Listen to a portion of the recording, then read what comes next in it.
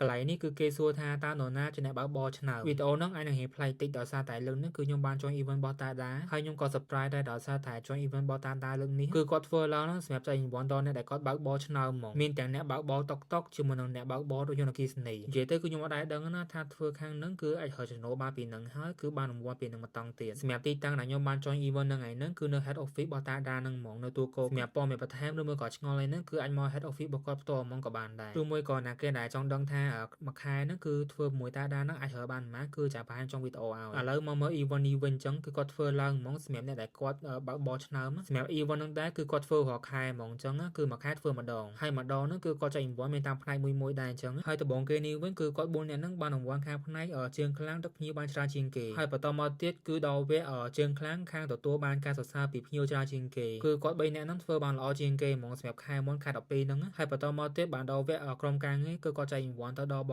ងដែលគាត់ជើងខ្លាំងខាងយកភ្ញៀវបានលឿនជាងគេសរុប4នាក់គាត់ហ្នឹងគឺធ្វើបានល្អជាងគេហ្មងនៅខែ12ហ្នឹងបន្ទាប់ពីចែករង្វាន់ហើយអញ្ចឹងគឺដល់វគ្គបងហ្នឹងគឺគាត់ share tip ថាធ្វើមិនបានល្អជាងគេអញ្ចឹងសរុបហ្មងគឺធ្វើការបានល្អមានគេមើលឃើញបានទទួលរង្វាន់ហើយបានស្វីល្អទៀតហើយក៏អាចរកប្រាក់ចំណូលបានពីតាដាដែរទៅអែមណាបើបងប្អូនណាឬមួយក៏ពូណាដែលគាត់ចាអារម្មណ៍រកការងារហ្នឹងគឺអាចមកតាក់ទងមួយតាដាបានឬមួយក៏មកសួរព័ត៌មានបន្ថែមសិនក៏បានដែរអត់អីទេសម្រាប់ទីតាំងវិញគឺនៅដុំទួលគោកផ្លូវ590អញ្ចឹងវីដេអូហ្នឹងគឺមានតែប៉ុណ្្នឹងណាចាំជួបគ្នាលើកក្រោយទៀតបាយ